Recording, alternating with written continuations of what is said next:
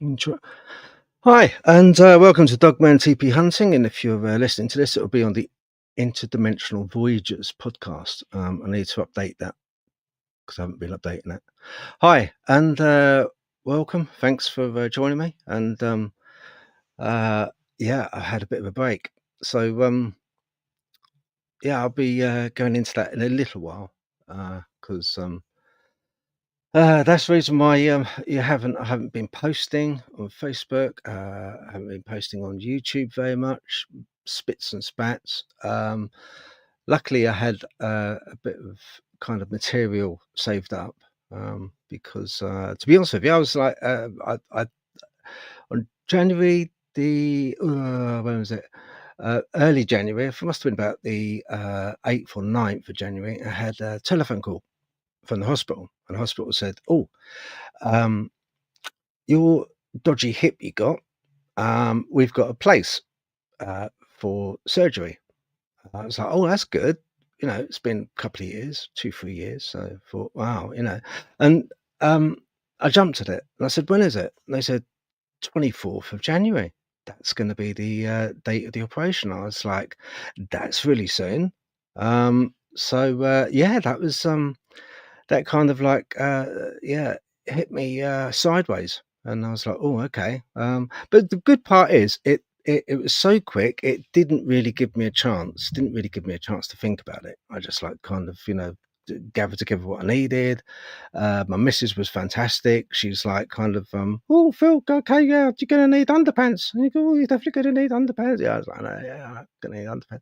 So I thought, well, okay, that's great. But one thing I would say, it was a total hip replacement I had, and the hospital were fantastic. Who've we got? Hey, hello, Dawn Hewitt. Hello, madam. Good to see you. Thank you for being here. And uh, yeah. So anyway, yeah. One thing that nobody told me about, I had no idea, because the last time I was ever in hospital was for and this is just going to be brief. Okay, I'm going to get onto some dogman business. All right, in a little bit, but I just want to kind of say thank you to basically the hospital, and I just want to explain a little bit in case you ever face kind of a total hip replacement, just like kind of a little bit what to expect and what to kind of like get. Don't forget. You know, Anyway, where was I? Oh, Sean Patterson. Hey, bro. Hello, mate. You're right. Thank you for joining. Anyway, where was I? Where was I? Oh, yeah. Um, so, uh, into hospital I went. Now, I very quickly I got hold of my pride, yeah, and I chucked it out the window in the ward. Totally threw it out the window. My pride. I said goodbye, like that, because the one thing you lose as soon as you go into hospital, it was 7 a.m. That's the time I had to go in. And I was like, oh, blimey, yeah, that's early. And so they put the gown on you, and you're kind of like butt naked, other than the gown. So, me caveman arse hanging out. And uh, then the consultant comes round, and then the anesthesiologist comes round and chats to you and stuff. And then next thing you know, you're in a waiting room, and then you've got this lady who's like kind of in the admissions for the operation thing, and she goes through a few checklists. Are you Phil? Yeah, I am. Um, and then, oh, you get a magic marker as well. Could you mark on your leg the leg that needs the hip replacement for us? I was like, yep, sure. So I did that. Now, at the time, I thought it was a bit odd. What if you sort of did it on your forehead? You know, but I thought I better not, just in case. They may not see the funny side of it, and I might end up paying the price. But yeah, so you got to mark your own leg just to be sure. They're so, and I've got to take my hat off to them. Every routine that they have, everything that they do is with military precision, absolute military precision, and they just like kind of know their individual jobs and they get on with it. And it's such a shame because when you look around, they've got like they're working with equipment which looks like it's just come out of a Carry On film, you know? The Carry On matron where it's like kind of most of the equipment's like really archaic that they got to work with, and it's such a pity. It's such a pity. I mean, the whole hospital, to be honest, is like kind of quite good. Needs a good refit. Everything has been it's meant to have a new hospital built, but that'll probably be in a few thousand decades. I don't know. But who have we got? Hey Kate, how you doing, mate? Glad you can make it. Yeah, Sean Patterson. Got Madam Dawn Hewitt. Yeah, very very lovely. And yeah, anyone else? Now with this live, what I'm going to do is I've got some testimonies. Is that the right word? Testimonies, yeah, from two different witnesses. I have spoken to one of those witnesses this afternoon because I just wanted to get it right. I wanted to get the story absolutely bang on. So, lovely person. They phoned me, had a long conversation, and we, got it sort of like banged out, if you like. And then I rewrote it, and so it's like kind of in a for me, easy to understand, thing. So I'll just turn that up a little bit. So, anyway, where was I? Oh yeah, pride. Yeah. So then they get all your details. Right. I went and had the last week because of nerves. I'll just before I go and jump on the gurney. I'll just have last week. Anyway, then afterwards came on, jumped on the gurney, and then went in. Then they give you a was it a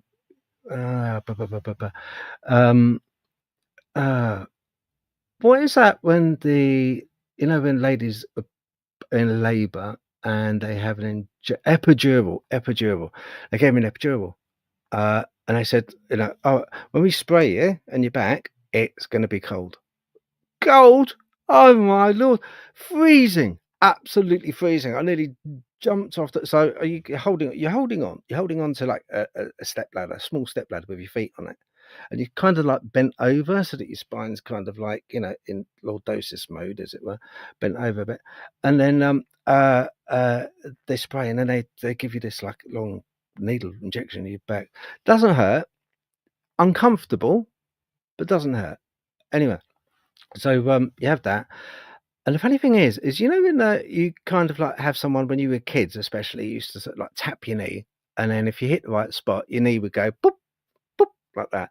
So they've done the same, but with this thing in your back. And every now and then, he said, anesthesiologist said, if you feel any movement in your legs, that's fine, but if you can let us know, because they use that as a guide whether or not they've got the debris in the right position. So anyway, yeah, they were playing about with me like a marionette with my legs. They're flying all over the place.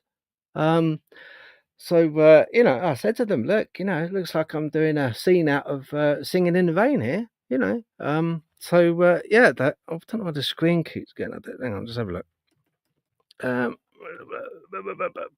Right, that might be better. That might be better. Annoying. That's really annoying. That's really annoying when the camera does that. Who we got on? Nicola. Pipik, how are you, mate? Long time long time no talk. I hope you're keeping well. And I hope you kind of as we spoke of before. Wonder if you've kind of like had any more visitors, as it were. But lovely to your name does pop up. You know what I mean? Your name does always pop up, and I suppose mine does to you. And it's nice. But we ought to chat again. Sometime. I really enjoyed it. Really enjoyed it. Charity Thornton, you made it. Well, yes, you did. You made it. You didn't miss a lot, actually. It could be an hour down the line. You still didn't miss a lot. But anyway, good to see you. Thank you for joining us. Appreciate it. Let's get because it keeps flickering. Natalie Mosley. Hi, Natalie. Thank you for joining. Very nice to see you again. Let's have a look. Yeah, keep those ghosties coming, Natalie. Keep those ghosties coming. Oh, I just wondered, Natalie, have you spotted anything more kind of because you had a little bent towards, kind of. I remember seeing something you sent me, with that strange entity type thing. I just wondered if you've seen anything more along those lines. But anyway, we shall see. We shall see. Where was I now? Oh yeah, epidural. Yeah. So then you have that. Then your legs go like jelly. So you then like kind of get put on lay down on the gurney. Then you go in and they um kind of give you the main. They lay you down, put you on your side for my hip, so I was laying on that side. And then, Natalie said, not seen anything else in the woods recently. Oh, okay, keep an eye out. Keep that eye out because they're always. You never know. You're always lurking about. Not to scare you, but sometimes it is scary. But not to scare you. It's fine. But then again, horses scare me. Can't go anywhere near a horse. I tried it, can't do it. And I know, Natalie, you love your horses, but I just cannot do it. It's legs are so big and they got metal shoes, big Blakeys on them. It's like, oof, no, get hit by one of those. Anyway, what was that? Yeah, so oh yeah, and then yeah, because you get the occasional kind of like joke going on. This is not going to hurt us one bit, Phil. Oh, so funny. Yeah, uh, yeah. It's gonna be fine for us, Phil. Yeah, that's it. And I said when they gave me the anaesthetic, the main anaesthetic, that puts you I let sleep. Because some brave souls, don't have the main anaesthetic, the general. They don't have it. They just have like that epidural thing, and then the sheet over, and boom, that's it. I was like, no way, I'm not having that. No, I'm not that ballsy. So no, put me to sleep. Let me go to the land of North. Lovely. And I thought I'd have to count down to 10. Which I thought was going to be difficult. My mentality, but no, they didn't have to do that. Even I said, no, you don't have to bother counting 10. Feels fine. It's all right. You just like you got off. I went, and then when I woke up, they bring you round with gas and air, and they were still stapling up my wound that I had. And I turned around and said, what's that joint that you put in there? Was it a good one? Was it like one second-hand one? They said, no, it's a good one. So yeah, get 25 years out of that. Evidently, it's like some ceramic cup because you've got a cup, and then you've got the ball joint that goes inside. So that part which goes in, they use adhesive, and that part is ceramic, and then this part is like an alloy, I think, and there's stainless steel ball. But yeah, 25 years, which will probably outlast me, probably. But let's hope not. But there we go. I don't want to be a dribbling mess, but I'm halfway there anyway. But so yeah, and then you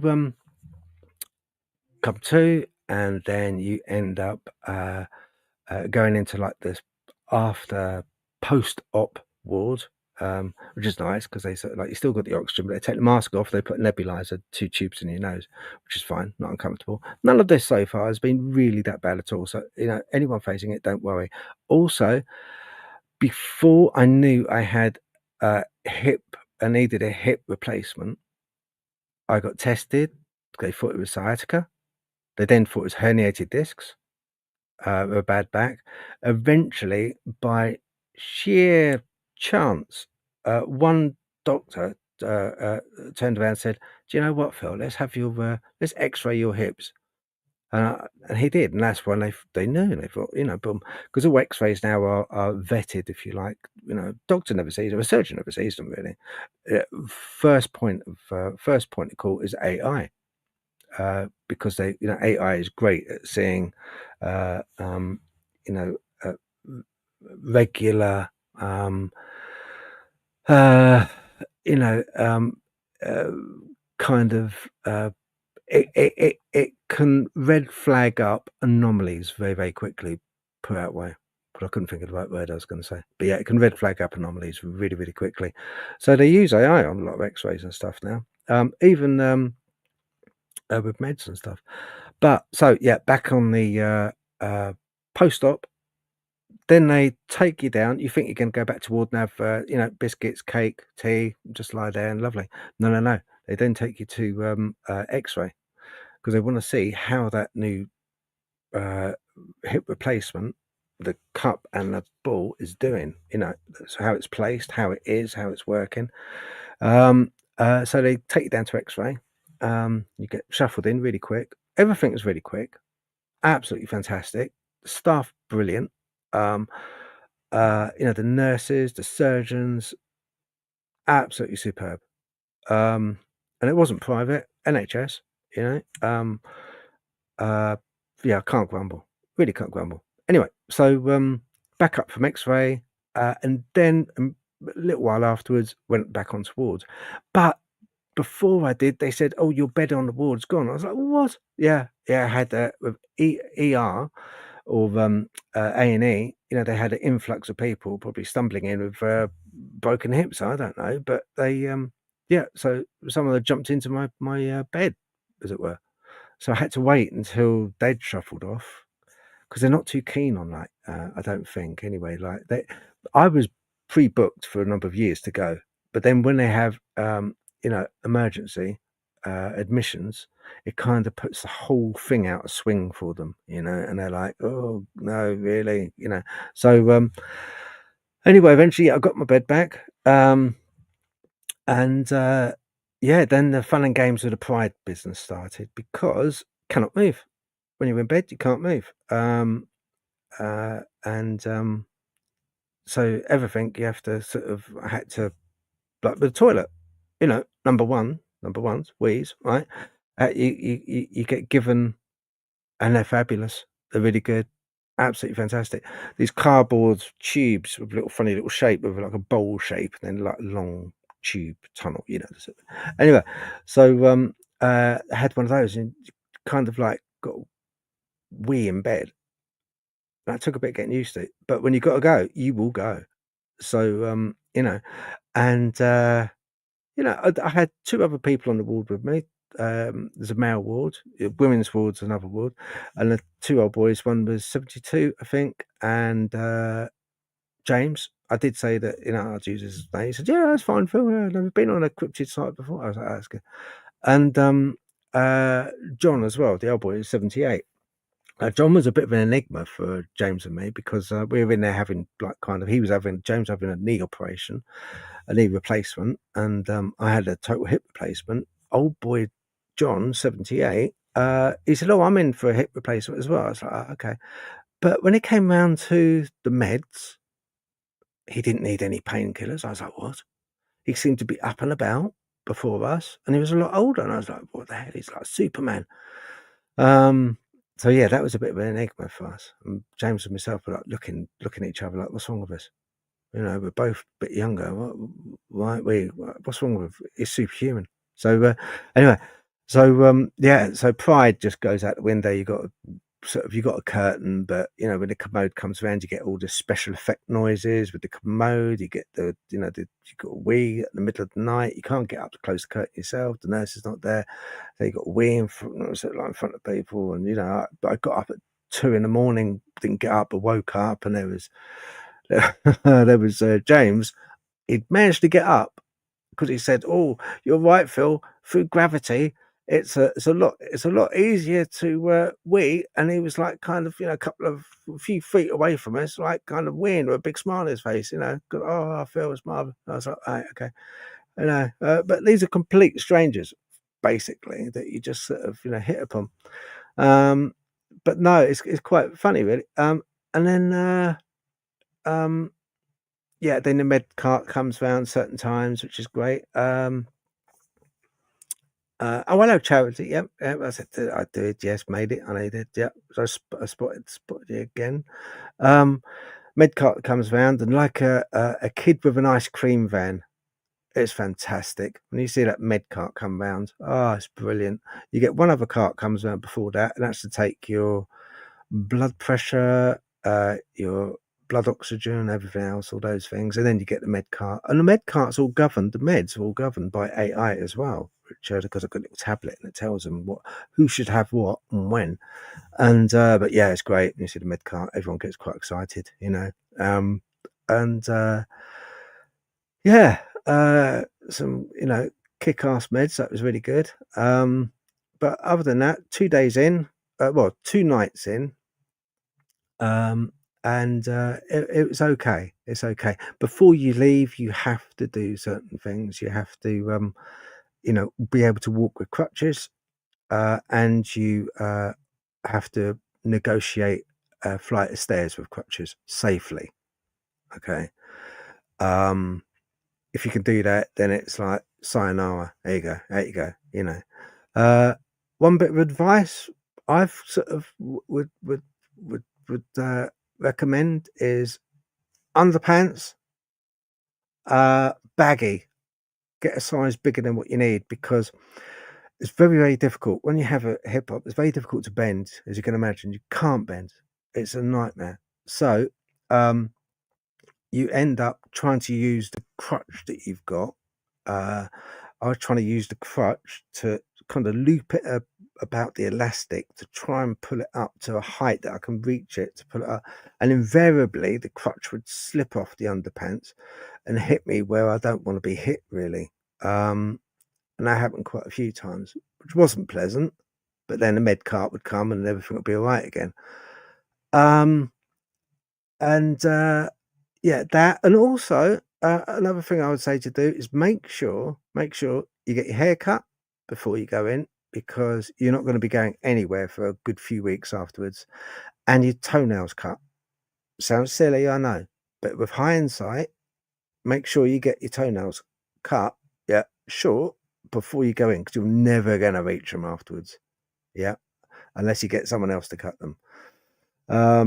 I've been asking Basil really to if he can nibble mine, but he refuses to go anywhere near my feet. But yeah, that's the two bits of advice. But other than that, it's okay. Don't be scared. It's fine. It's not a problem at all. And I just want to thank Princess Alexandra Hospital and the staff, the surgeons, everyone, for absolutely fantastic job they do. In and around an environment that really, the government should be ashamed of. It should be just brought up, to a standard, for them to be able to, with their skills. Because they're using a lot of equipment that is like kind of, around them that is kind of old and, archaic. It does the job. They do the job, and it does the job. But you can see yourself, you can see, it's like kind of a bit, could be better, But anyway, so yeah, and that's it. And then you're off for 6 to 8 weeks. I'm off a bit longer because I had a few little. I have had to have blood thinners for a bit longer than I thought, which Rox, my missus, has thoroughly enjoyed, because I can't take aspirin because it gives me bellyache. So I've had injections for it. So I've had jabs, and of course they've gone into me. You go into your tummy. Me being a big girl's blouse I am, find it very, very difficult to inject myself. Cannot do it. I did try, but I was trembling too much. So I don't know how these drug addicts do it really, but so yeah, she takes great pleasure. She was jumping for joy at the opportunity to jab me with a syringe in the stomach, which as it has been going on for now about 22 weeks, I think. 22 weeks, and it's still ongoing. I've still got a few more. 22 days, not weeks, days. And it's still ongoing. So I've got about 26 in total to do. But other than that, that's blood thinners. So yeah, I'm going to be off until May. But work are really good, so they're understanding. Oh, Sean, yeah, best wishes on recovery. Thank you, mate. All right. Nicola said no new. Let's have a look. No new experiences, but as time goes by, my memories are more clear. And I spoke to a friend who confirmed me that I told them about my second encounter the morning. Ah, cool. Yeah, we should. I'll tell you what. Message us and we'll pencil in a time, and because I'd like to catch up anyway. We had a good laugh, we did, and this time use headphones, please. Use headphones. Right. look, best wishes and recovery. Thank you very much, Sean. Not seeing anything else in the woods recently. That's Natalie. Yeah. Oh, Kate says, hi, Charity. Charity, yep, I made it, which is very lovely.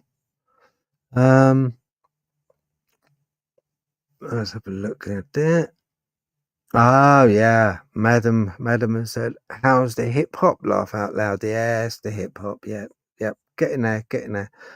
So, just change of tack, slightly, and that is these testimonies that I've had.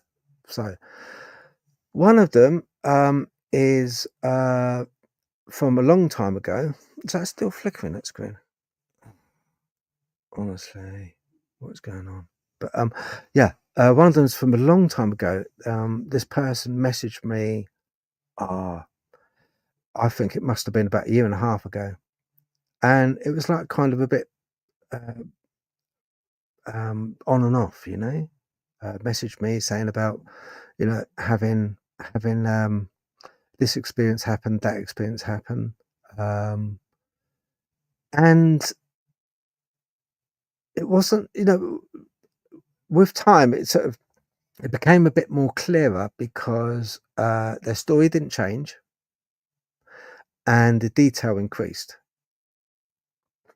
And yeah, very believable, credible person. And I asked them, I said, look, they've had other experiences in and around this area. They don't want to let the area out yet because it's had so much going on that they want to kind of, and the land that it's on is part of another facility, if you like. So, you know, it's a bit kind of sketchy from that point of view. But, you know, from what the information they've given me, I know where it is. They've asked me not to say, and I won't. But hopefully, if I talk to this person, be pretty cool to actually go there and investigate as well. But the testimony, one of them at least, anyway, I shall read to you. It was a while ago. This one was. Let's have a look. Right, testimony 2. Now this is Lancashire. Okay, this one's from Lancashire, June 1991. 13 years old. Approximately 2 p.m. in the afternoon, hot and clear sky. I was cutting through a field next to the woods. I saw what I thought were 2 other kids on the sports field from a distance. As I get closer and look again, I see a large figure in front of me and no kids on the field. 8 to 10 foot tall, male, short black hair, dark grey skin. Same as the Patterson Gimlin footage, but thinner and taller. American football player shape. So that's kind of interesting. Because very often you see them as, you know, with a bit of weight behind them, you know. And that reminds me, the way it's described there, that reminds me of another testimony that I had that I put up on a video. And it's anonymous, but really good testimony called Howl, Howl. And in that, he describes the same type of creature. Thinner, less body weight, taller, less body weight, but hairy all over.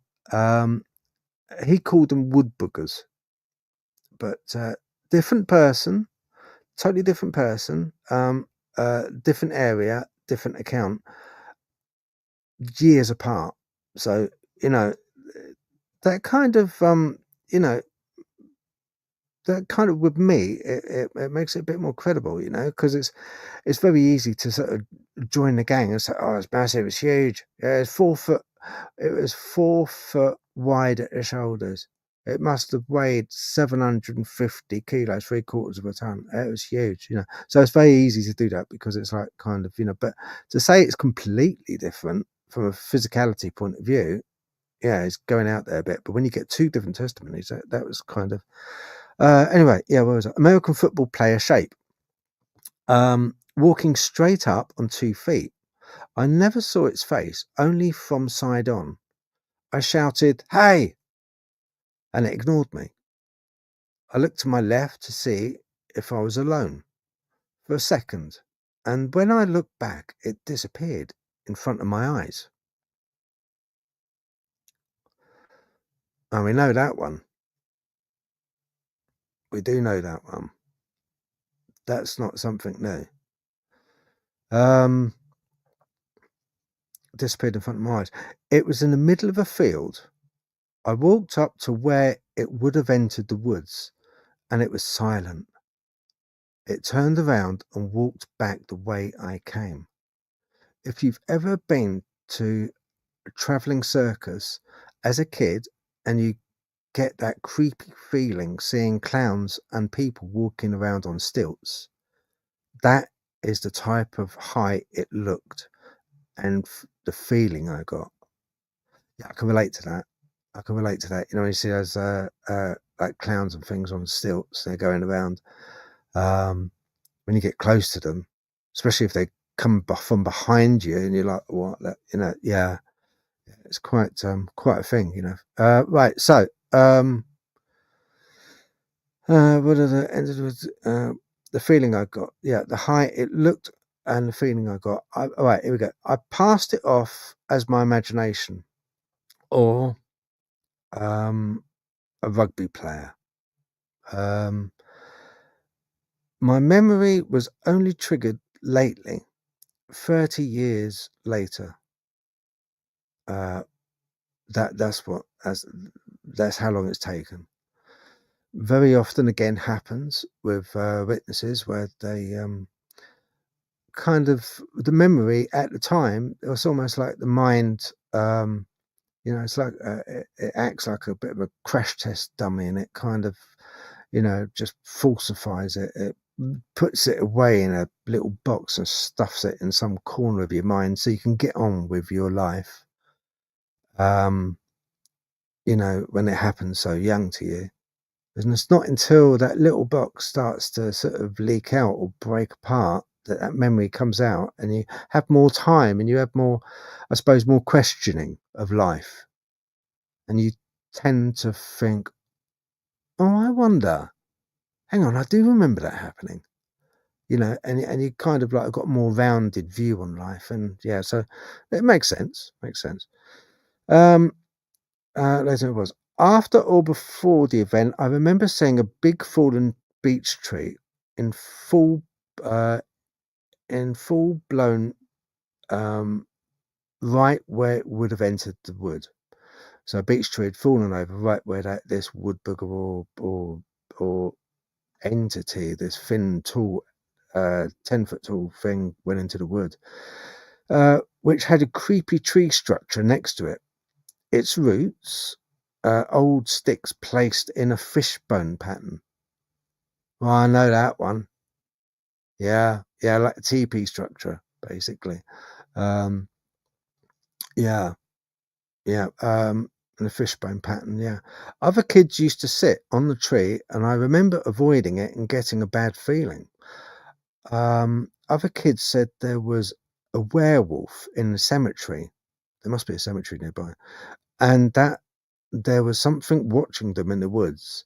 I never believed any of this. Maybe it's connected to the cemetery, or it came up. It came up from the book or from the moors. Yeah. Now, I can't really, on hearing that, is like kind of just a written testimony, but I can't tell you how much that this guy has, and this is just one of his testimonies. Um, and you know, it's he's had quite a few, and he's been one of these which has constantly over a period of a couple of years messaged on YouTube, messaged me.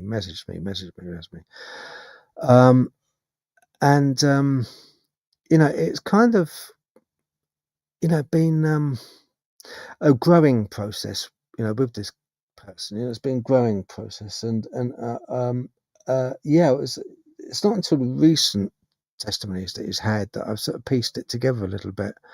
But at the moment, they want to stay anonymous, and that's fine. I get it, and I'll keep anyone anonymous. If they want to be anonymous, that's fine. Fully understand it. Everyone's got different lives and jobs, and no one wants to be a complete, like me, where you're just like, yes, I'll believe in ghosts and ghoulies and cryptids, and I've seen this and I've seen that, because you get a lot of stick, so I get it, So I just don't care. So right. I've interacted. Let's have a look. Sean Patterson. I've interacted with a couple tribes of them. Worst thing you can do is have a closed mind. They are just physical werewolves. They are all over Irish and Celtic mythology. Yeah, Sean, I get it. Yeah. Yeah. So your mind, so basically your mind has to be kind of aware of them for them to be witnessed, which makes sense, because a lot of people that I've met, you get two schools of people, don't you? You get those people which no, I don't believe in anything. It's all black and white.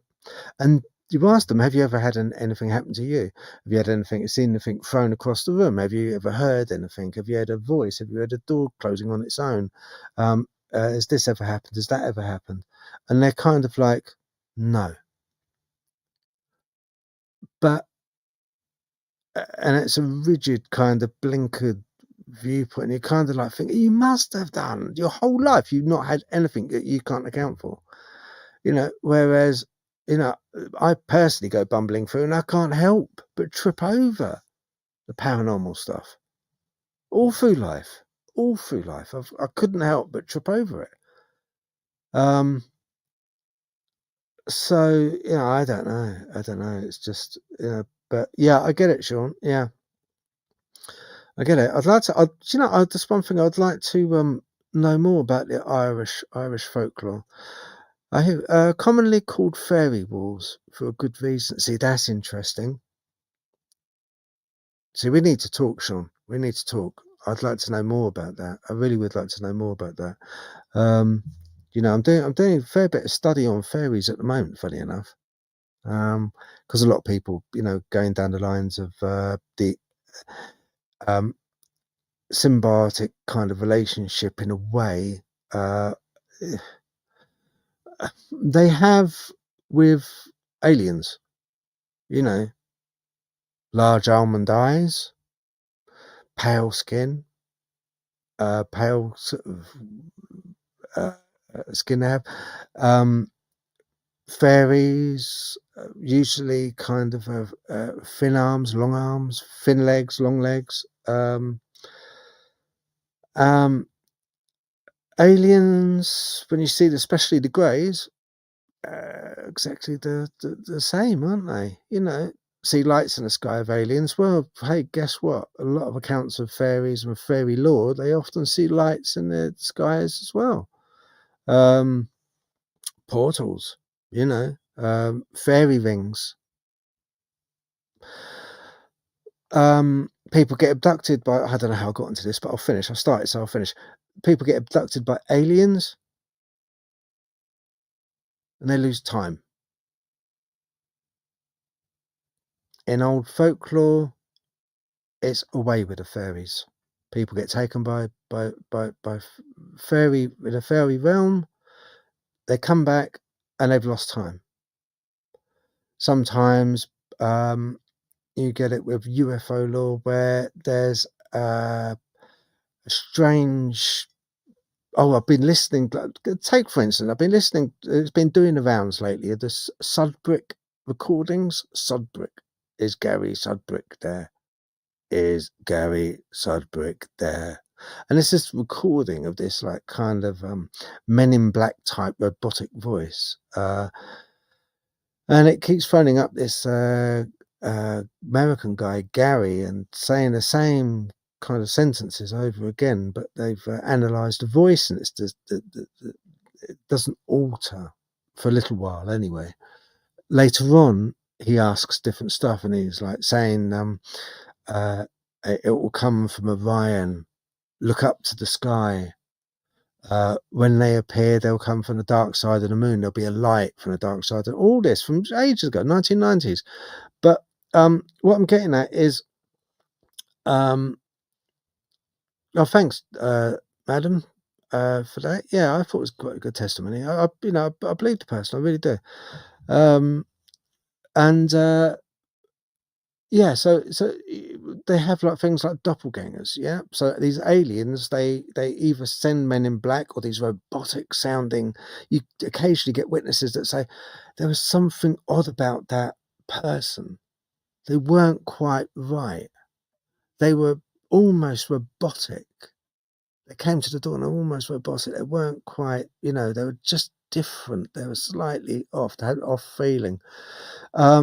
And you have it in a fairy realm as well, where they take babies, especially, or children, and then replace the children with a usurper, a cuckoo in a nest, and they would, that was law.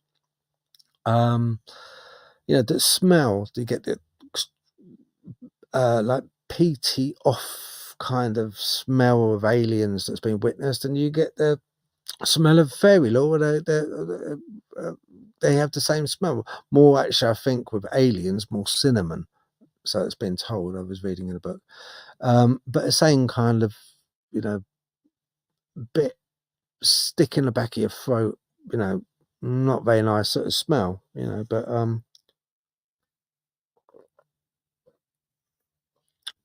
don't know. Strange, isn't it? Maybe it's what we should be given at this particular time. Maybe fairies are not acceptable, and the guiding light is go towards blame it on aliens. Well, actually, it is fairies. Who knows? But yeah. I'll be doing some more research on fairies anyway, because I do find it interesting, and I find the correlation with aliens, fairies really interesting.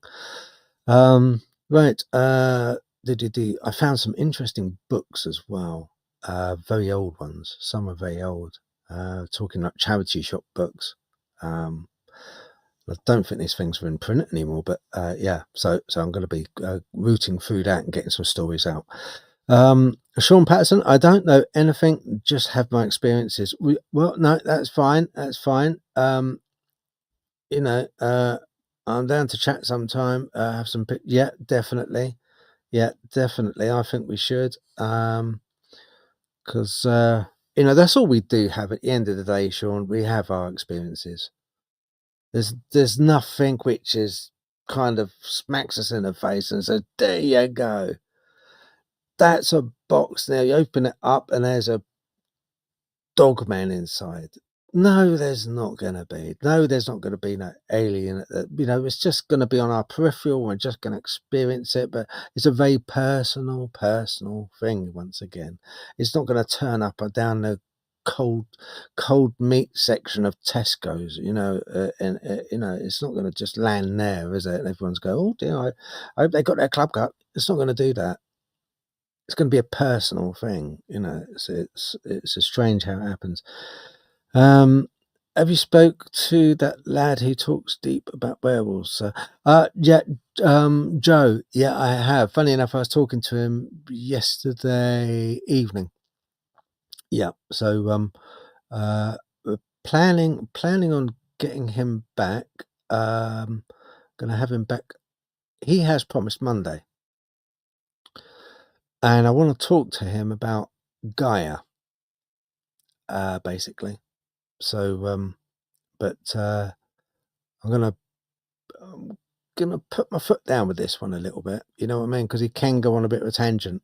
And it's in a case, some people like with Joe, lovely guy, but you got to light the. He knows himself. He knows it himself. You light the fuse, and just let it go. And the firecracker just goes. But that it's got to be kind of toned down a little bit because he's too quick. His brain works too quickly, really, really quick. He's got a lot of knowledge. But yeah, I am going to have him back on very, very, very soon. I was thinking, I don't think I'm going to have him on as a live because it might just be too much, But anyway, we'll see. Fairies, the Sean Patterson, fairies are in every culture with similar stories worldwide throughout history. Yeah, no, that's right. Yeah, they are. In Japan, they are called yokai. Yokai, yeah. I saw a good cartoon about that.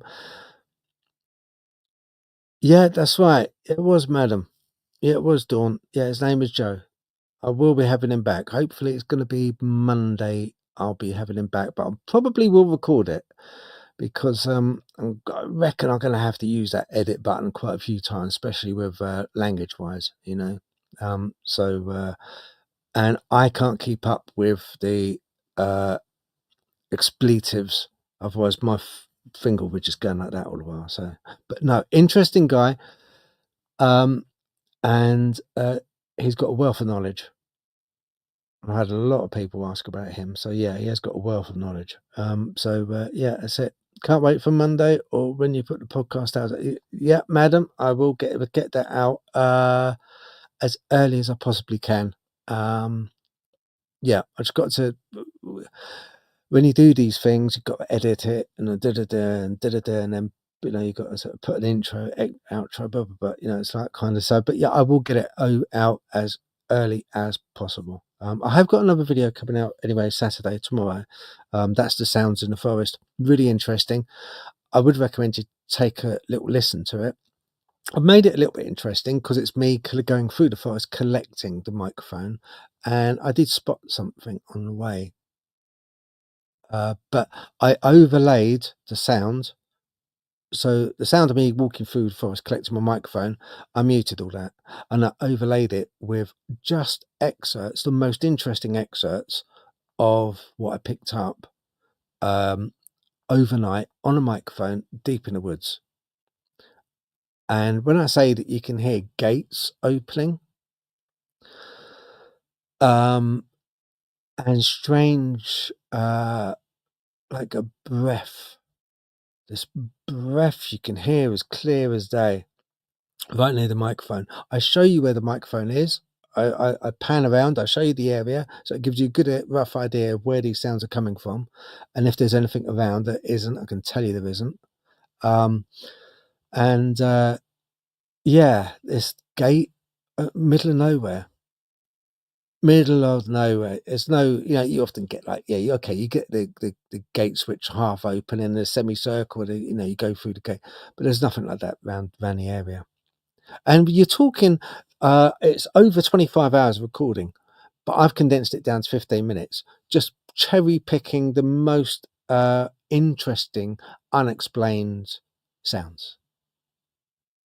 15 minutes of your life to listen to this, and it is interesting. At the end, keep listening to the end, you hear fox cries, but then you hear another cry in and amongst the fox cries, which I can't account to any other animal.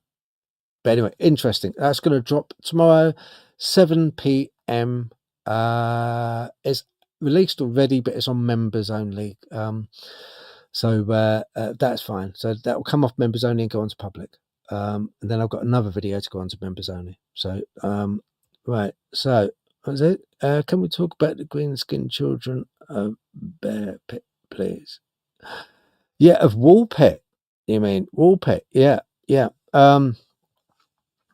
the green skinned children. Okay. Well, the recognised story was two siblings who were attending.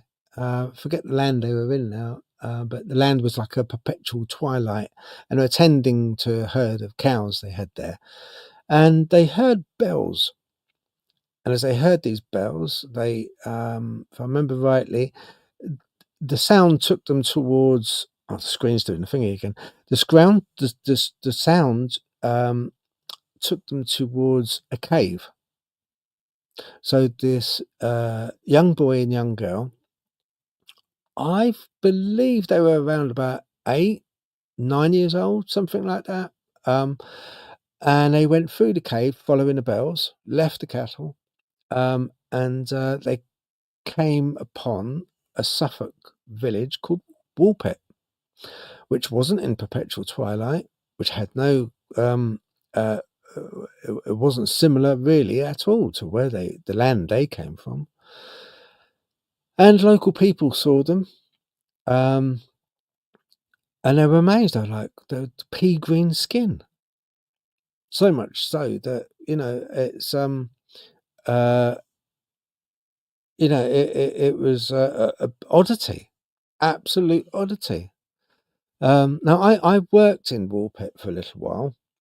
In the local village hall, they had a plate-to-plate heat exchanger. So where you got the stage, you then got a plate-to-plate heat exchanger. So I worked for a firm, a small local firm, that's not running anymore, that used to put in air conditioning, plate-to-plate heat exchangers. We put in Resner, Powermatic, suspended gas heaters, all this kind of rubbish. Anyway, so they wanted one in Woolpit in a village hall, so I put one in there. And I was talking to some locals about it, and they said, I said, you got it on the sign, the village sign is of the two children, of Woolpit, and they wouldn't eat anything. They wouldn't. That's the funniest part. Some of the old locals, because this happened in the 15th, 16th century, perhaps. No, yes, I think it was about that. I could be corrected, but correct me if you can, because I can't get onto Google at the moment. But yeah, so and they wouldn't eat anything. And they were like kind of getting emaciated because there's nothing that they served up, the locals served up to them that they would enjoy. They really wanted to eat. And the story goes, the only thing they would eat is like these green beans. I suppose like peas in the pod green beans. Like fine green. One of my favourites, fine green beans. Or French beans, but yeah, they French beans are really nice. So they would eat those, but raw. The boy sadly died. He got a bit ill and died. The girl, though, that's the interesting thing. The girl, she survived and grew up to be a young woman. She learned English. She's the one that told the account of as young children, where they came from. I forgot for the life of me what the name of the land was. They called it, but it'll come to me. And yeah, that was really sort of like interesting. She evidently, legend has it, she married and she had a child. So that would be interesting.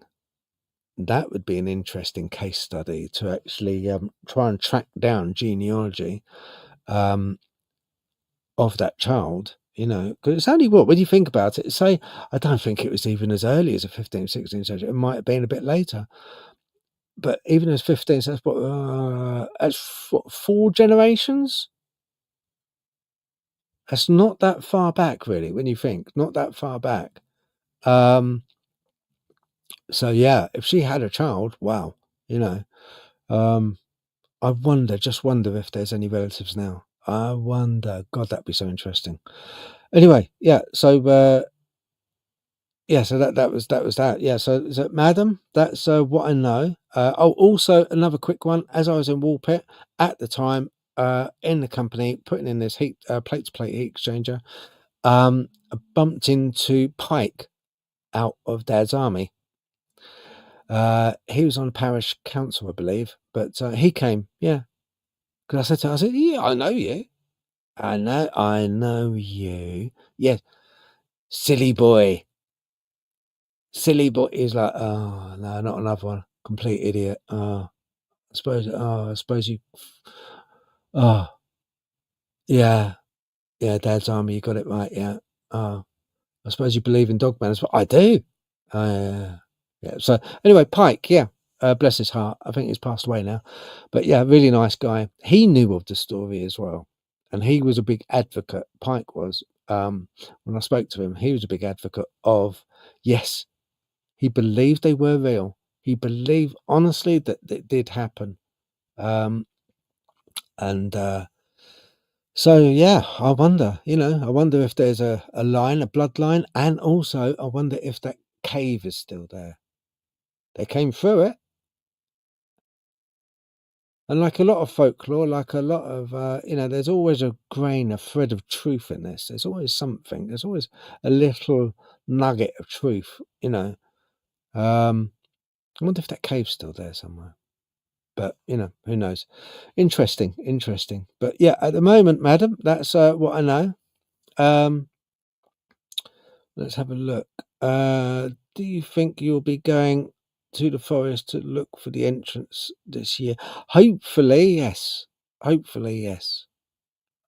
am in talks with someone about that. I am in talks with someone about it. 1305 to, was it 1305, 1151 is a time frame. So, right, okay. Yeah, fair while ago. So you remember the image I sent you, the personal opinion. Do you think that was them? Yeah, Dawn sent me an image that she spotted this green figure, couple of figures on one of my videos, and I made it into a short. And it's fascinating. Dawn Hewitt has got some of the most eagle eyes you could want to meet.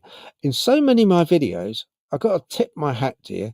In so many of my videos, she spots stuff. I just like blindly, I don't know, I didn't see it. Yeah. And she just spots stuff. And it's not until I go over it and I slow it down and I enhance it and I put it through some software and I go, oh, how did you get that? So yeah, eagle eyes. But she spotted these green figures in the forest. And funny enough, I was in Suffolk at the time because I got quite close ties with Suffolk. So I grew up, in around in Suffolk as well. So, so yeah, interesting. Now, what I want to do is, I was talking to, I done a co-hosting show. Was it yesterday? I think it was yesterday. Yeah, it was. For Kenny Thibodeau of Midnight Lycanthropy, and so that'll be dropping soon. But he sent me some photos, really interesting, suspected Dogman photos, which are posted on the North American Dogman page, main chapter. Okay, so you can go and see them there, but I've got them here as well, and I just want to show them because they're quite convincing. So let me just take that off for you. Hang on a minute. Bump. Okay. All right. The first one, obviously, it's taken in the States. You've got this figure here.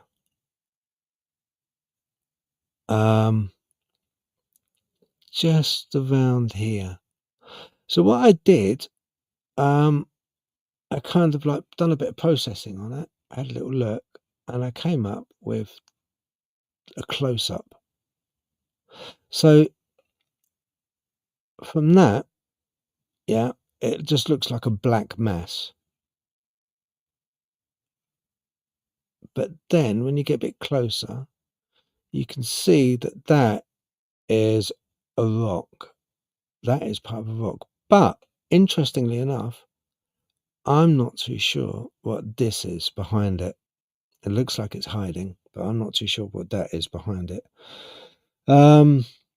So yeah, I had that. He also sent me another one, which is equally as interesting. Let's have a look. Okay. Yeah, this. So once again, from the States, and Midnight Lycanthropy, Kenny Fibadoo, and it's posted. You'll find it on North American Dogman main chapter. But that is quite interesting. I processed that and I put it through some AI just to see if they can identify. The AI could identify it, and it came up with. It thought it was a Siberian Husky, but you can see whatever it is, it's got mange here on its back, but it is an odd shape. You can see at the front the ears. Its rear end is towards us. Its ears and head at the front there, but it looks so scraggly. Looks so the fur is just so rough. Definitely mange or some. Yeah, I wouldn't go patting that. But yeah, I found that really interesting.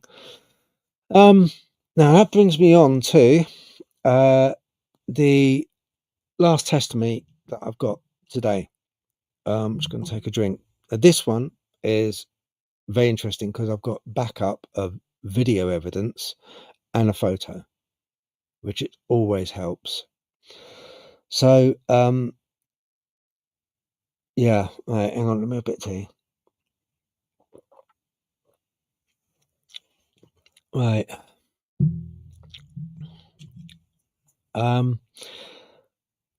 It was sent in from a witness. It was a chap who I believe was on TikTok and saw one of my videos, and we got chatting.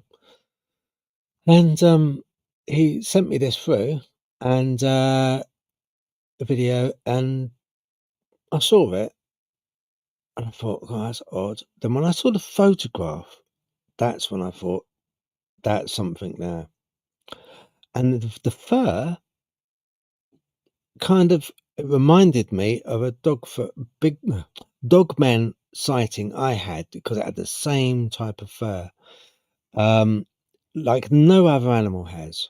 No other animal has it. But I'll explain in the testimony that he is given. I spoke to him because I'm so 100% sure he is correct. He is bang on, and a more genuine guy you want to meet. Yeah, he's not some person out there that sort of just wants to write a book on it or just wants to make money on it. It happened. I said, "Has it stayed with you?" He said, "Well, not really." He wonders what it is and what he saw, but it hasn't really stayed with him. It hasn't affected him. But it's it's really interesting. Just I found it really interesting. I'll just have a vape and I'll get it up. I've got to get it up on the other laptop. Bear with.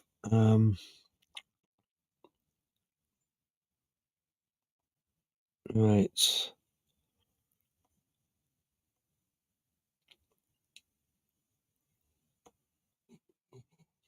Okay. 1 minute.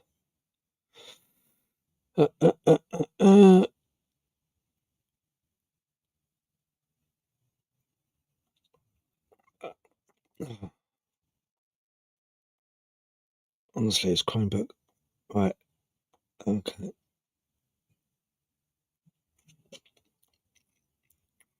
Okay. Right. Got it here now.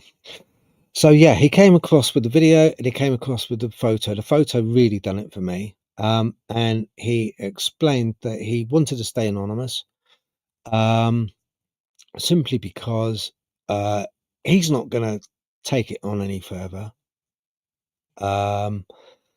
He's seen it. He can't account for it. He's asked his friends about it. They don't know. And it's not like this person is a stranger to the woods or forest. After talking to him, I know he is definitely not. he's seasoned. You know what I mean? He kind of like knows what he's talking about. He's been hunting, fishing. He knows what goes on. And I doubt there's any animal out there that he hasn't either hunted or, seen at some point. But this thing, I must admit, it threw him. He really didn't know. And he said to me, look, just, can't get my head around it, Bill. Yeah. So, but.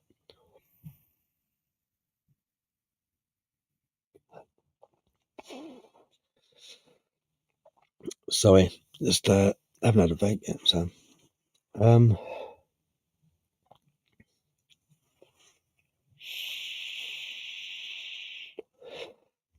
right. Okay. So this is after the discussion this afternoon. He gave me all the information. And in all honesty, he said, Phil, but I haven't got the patience to write it all down. But if I tell you, you can write it down and you word it I'll word it in a way which hopefully, it'll just make more sense in the timeline. Right. Okay. So here we go. I just spoke this afternoon to the witness to confirm this account to get some detail. The witness was in the Dartmoor National Forest on private land camping. Okay. It was 3:30 p.m. Saturday, the 26th of the 10th, 2024, last year, October. So not that long ago. It was a bright day, no rain, clear sky, and a breeze in the air. The witness had permission from the landowner to fish at a nearby stream. When across the other side of the stream, the witness saw movement. Branches were moving in a particular area. This area is featured in the video the witness sent me. Right, so now look, what I'm going to do, I'm going to play you the video, okay? At that point, right? So it's kind of like what he witnessed, you'll be witnessing. Yeah, that's kind of like the thing. Here we go. Right. Okay. So this is what video he took, which is across the stream. And evidently it was in a hollow of a tree.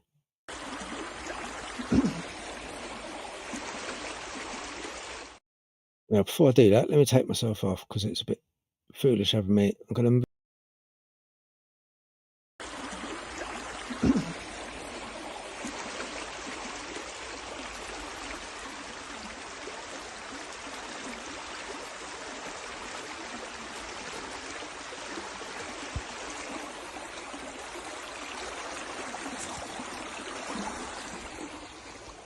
River there, look.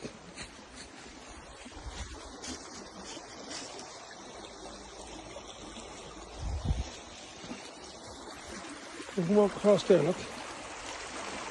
Yeah, you're down something. Put the phone down up there, look.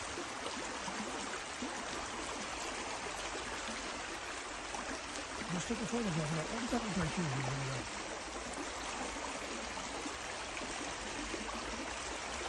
Never finished loading letters there, what? Where did I get the photograph of it? And this is, you can go and check in there, look. It's out there. There's me there, look. I'm there. There's me the campsite there, look. So all these are all pictures. I haven't got the cojones to go in and have a look.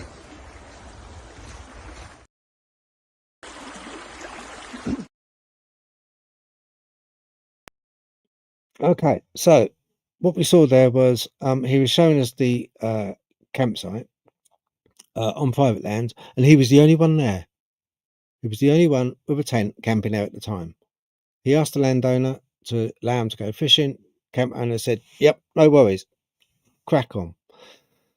And it was at that point he just saw some movement. He saw movement, and then he saw that dark mass at the end of that log bridge where the branch had gone across the stream, acted like a bridge. Now I asked him, I said, look, why didn't you go across? Why didn't you walk across the log? Could you have done that? Now, this person's sort of like about in his 50s. He said yes. He said because he is fit as a butcher's dog. He could have done it, not a problem. He could have hopped across. But for some reason, he didn't want to because his exact words to me were, um, people are afraid of the unknown. And that, what he was seeing, was unknown to him. And this is a guy that is seasoned. Okay. He knows what he's talking about when it comes to woods and creatures in the woods. He didn't go across. He didn't want to go across because that was unknown to him what he was seeing. So, back to the testimony. So, did it had permission area and it's featured in the video the witness sent me. I showed you that. So, witness looked closer and could see a dark shape moving. The shadow shape was in contrast to the surroundings. To say it had form, it was moving clearly, and the branches. It looked to be hiding in a hollow of a tree trunk. As you will see in the video, there is a fallen tree spanning the stream, which could easily have been crossed. But after seeing a more defined features, the closer the witness looked, it was not something they had ever witnessed before. And this individual is middle-aged and has considerable knowledge of the outdoors, hunting for most of their life. Hang on a minute. Yeah, okay. Now, interesting. The fur is described as matte black but shiny. I suggested, did it look as if it had been painted with hammerite? You know, that hammerite outdoor paint, like gives a real glossy, shiny sort of look to it, particular look. The witness agreed that indeed this was a close description. So he said, I've got a bit of paper here, is it? I took notes from. Right. Because when I talked to him this afternoon, I just scribbled down some notes. Where is it? Come on, Phil. Come on. Matte. It's a matte. The coat was matte, but a shiny matte coat, you know, a shiny matte coat, which is kind of a bit of a contradiction in terms, really, isn't it? But you wouldn't go into a shop to paint your wall and say, "I want that matte. Is it shiny?" But I get it, because like when I spoke to him this afternoon, I said, yeah, in the sightings I've had, the fur is a kind of like it's been painted with hammerite. Almost, I said, almost looks like it's plastic, made out of plastic. You can quite easily see the fur is roughened. You know, like when dogs roll in fox doo-doo, you know, it roughens up, the fur does. But it kind of is almost like got a plastic sheen to it, you know. But I get it. I get exactly what he was saying. It has. But they heard no growling or panting. The stream is fast moving and masked any sound from the creature. Once again, honest. Could quite easily have said, yeah, because it was quite close to it. It could go, yeah, I heard it growling, heard it panting, you know, but it'd be no good lying. What's the point in lying? But yeah, so the stream couldn't hear anything. Now, interesting. I asked the witness, did they consider crossing the fallen tree to get nearer? They said they could have done it easily, but had a strong urge not to. Not to. What the witness did do was to pray. I believe he said the Lord's Prayer, but he's Christian and he prayed. That's how much at the time he was like, because it's unknown, he didn't know what it was, and it's like, oh, what the hell? And yeah, and I have nothing to be ashamed of. I have, when I've seen that, when I've been out in the woods, when you're out in the woods and it's late, dark at night, yeah, that kind of does work. Let's have a look. Right, the witness turned around and grabbed from their kit a thermal camera. Evidently, I'm not too sure on this one. He said it was an XC38. Not sure what make that is, but I'm sure if you Google it, you'll know. And turned back no more than literally a few seconds, and it was gone from the hollow. It was gone from the hollow in the tree trunk. just like that. Boom, gone completely. Right. In that short space of seconds, some distance along the river, the witness saw movement and clearer this time. Please see photo supplied. So he supplied me another photo of where it moved to, because he looked down the stream and he's like, what? And he took a photo this time of the creature, and this is really interesting. I wish my picture would stop flickering. Sorry guys about that. Hang on, let's have a look.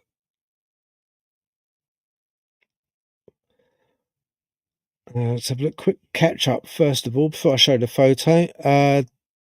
Madam Dawn Hewitt. Wow, that's mad. So very interesting. Yes, indeed, it was.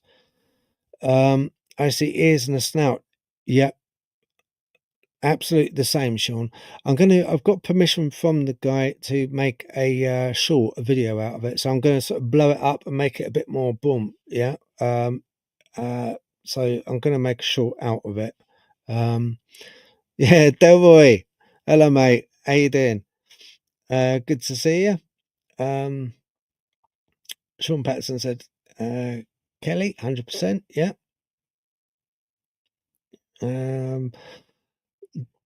Dartmoor's about 9 miles away from me. Is it really? Yes, I remember. Because when I was, we weren't long talking when I was down in Devon, I think. Yeah, when I was down in Devon, we were chatting away, weren't we? Because I'd spotted I spotted that stickman entity. I was in a hide across a river, and I couldn't believe it was like a stickman entity that was walking across this field, and I sent it to you. Yeah, I remember that. Let's have a look.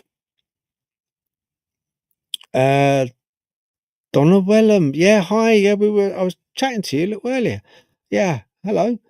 Let's have a look. Hey, Peggy. Hello, Pegla. Very nice that you could make it. Yeah, good chatting. Hope you're keeping well, mate. Yeah, hope you're keeping well. Take care on the bike. Yeah, take care on that bike. You and Vince. Yeah, you're not 20. Make sure those ears are tied back as well on the bike. You know. Well, I won't go there. But you got the first hand from Pinocchio. Or Dobby. Oh, yeah, he very often used to call me Dobby when we worked together. I don't know why. Maybe, yeah. But anyway, Sean Patterson, Donna said hi. Yeah. And Donna, yeah, hands up. Okay, right. Who wants to see that photo now? This is when that Dogman entity it moved. So remember, he turned around to get the thermal. When he got the thermal, he came back. It wasn't in a hollow of the tree. Where you had that fallen tree, like a little bridge going across the stream. Then you had that hollow of the tree, and you saw that shape in it moving, so it's slightly moving. And you can see like the face, the snout, and the ears. I'll bring it out, that image. I'll bring it out. I'll process it. I'll try. I'm not going to do any AI to it, that video. All I'm going to do is I'm going to just use contrast, but the usual stuff I do. Never use AI, okay? Only time I ever do it is on intros. I use AI sometimes on the intros to my videos. That's all, because it looks a bit flashy and, you know. But other than that, the content, I never do AI. Right, so let's have a look. I'll get the photo up now. Right, here we go. Well, I'll take myself off and I'll get that up.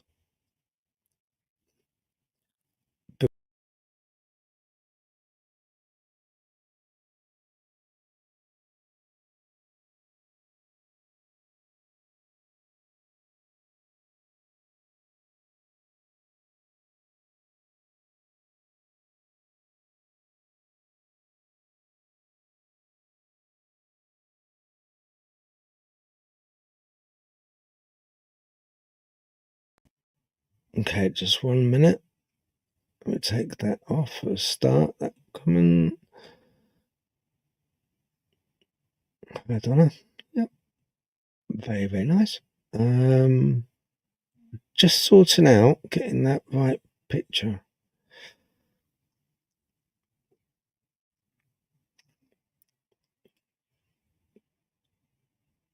Oh, is that it? Okay, let me take myself off.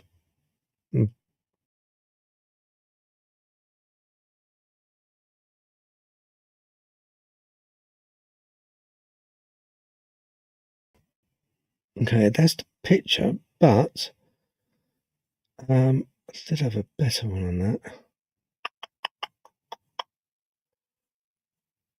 Hold on. Aha, right, got it. Okay, sorry, thank you for your patience. Okay, right. What it was with StreamYard, you can have pictures as overlays, you can have pictures as backgrounds. Me being I has it as a background, no good, because it sort of blows it up, as you can see behind me. So I'm going to take myself off stage and bring up the one. Now, as it was sent to me, so it was a screenshot from his phone, which is fine. At the moment, that's all we want, because you can quite clearly see this creature.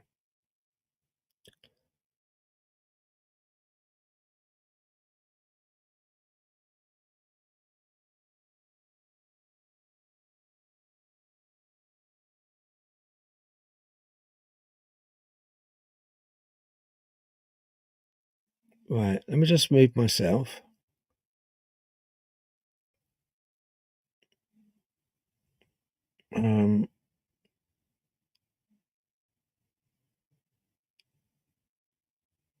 Mm, yeah, right. Now, can you see that there on the right hand side of that picture? You've got that snout right there.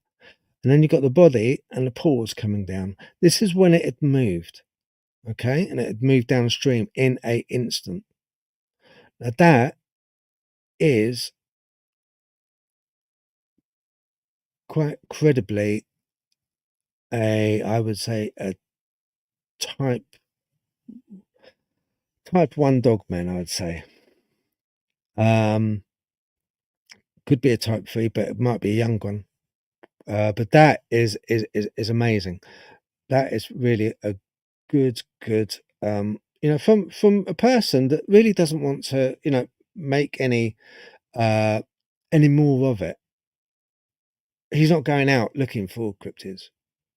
He just came across that one going fishing, and he sent me the details, and I was like, oh, I can't thank him enough. Brilliant, So you had that excellent piece with the video.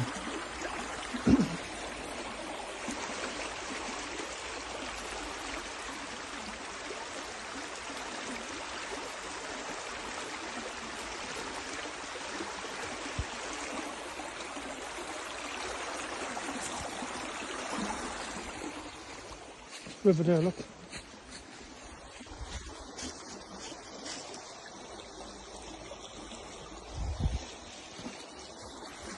You can walk across there, look. Yeah, straight down in front of you. Put the phone down right there, look.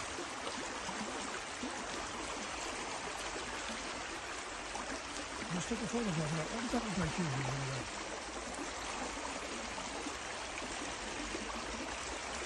Well, if it was loading like there, what? Where did I make the phone of it? And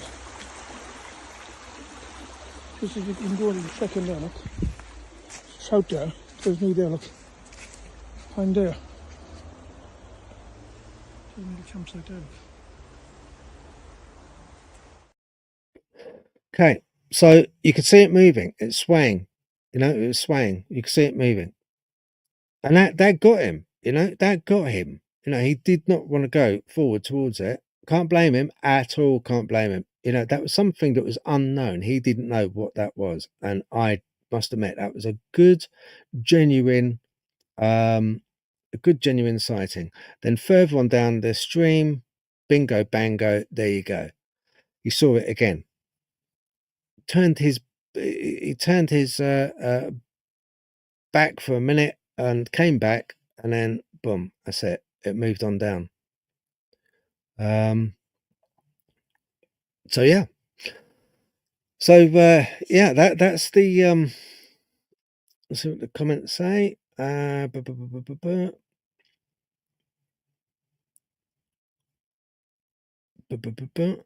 Yep, you see it. You have two other images covering the image. Oh, bugger, really? Oh, okay. Hang on a minute. From Patterson, beautiful area. Okay, right. Okay, hang on. Let me just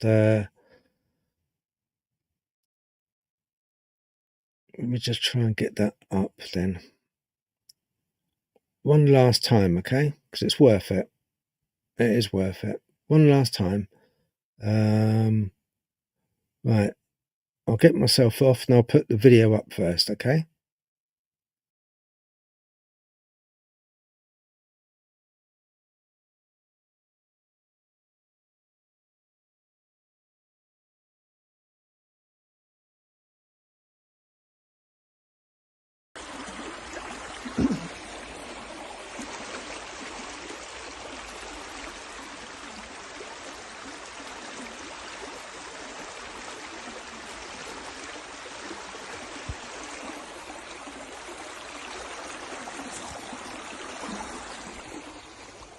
River there, look.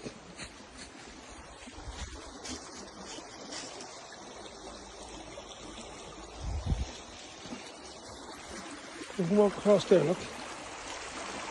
Yeah, right there in front of you. Take the photograph right there, look.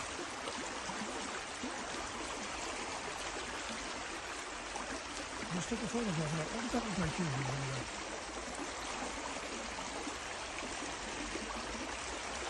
What if it was looking like there, look? Where did I take the photograph? And this is, you can go and check in there, look. It's out there. There's me there, look. I'm there. The campsite there, look. Okay, so that's the video. I'm pretty damn sure it's a Dogman entity. Pretty damn sure it is, looking at that. And that was only just last year. So I'm going to just get the photo up one last time. Let's have a look. Pardon me, I'll take it off stage.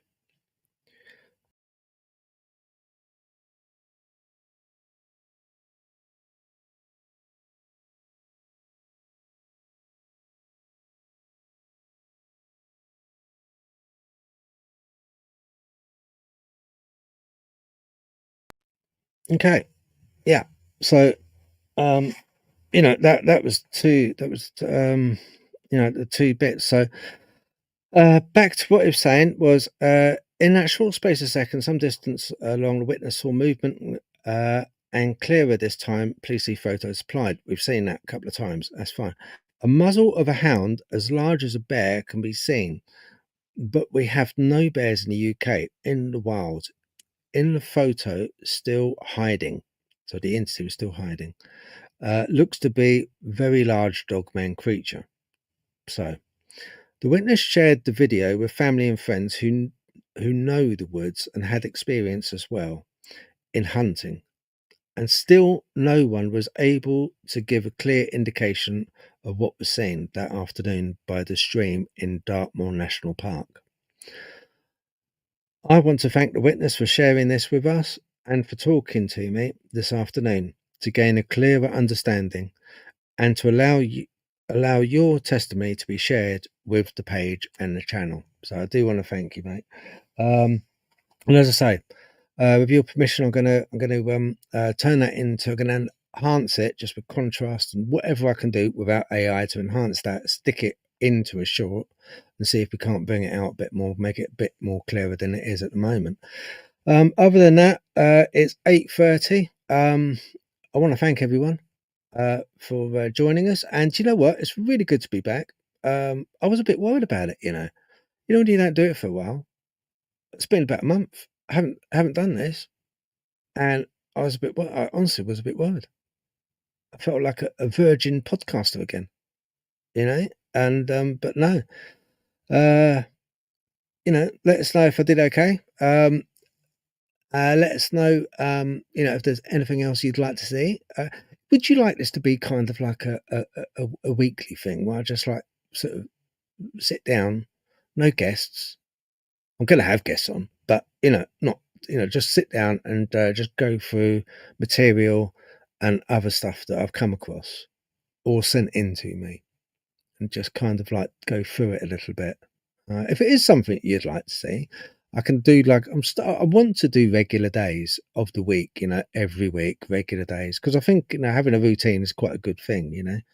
Um, let's have a look. Last thing, fairies are elegant little beings. I think, man. Yeah, they are. They are, Sean. Um,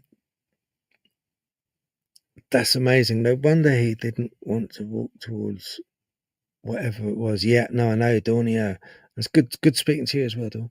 Um, thank you, and lovely to see you back. Oh yeah, thanks. Yeah, yeah, it's good to be back. As I said, I did. Thanks, Kate. That's great. No, I'm pleased.